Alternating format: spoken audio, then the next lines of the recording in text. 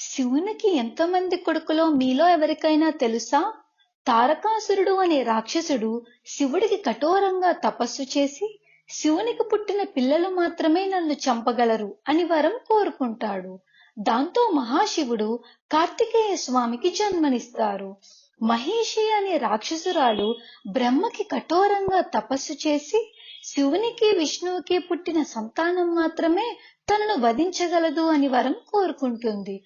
దాంతో విష్ణుమూర్తి మోహిని అవతారం ఎత్తి శివునితో ఒక బిడ్డను కంటారు.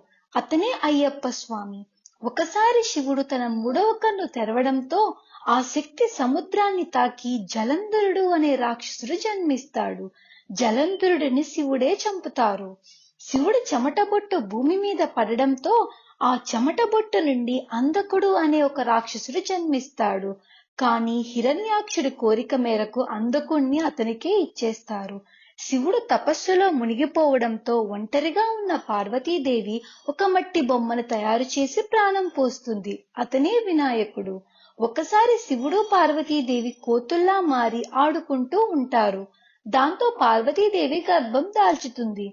ఆ గర్భం నుంచి జన్మించిన వారే హనుమంతుడు.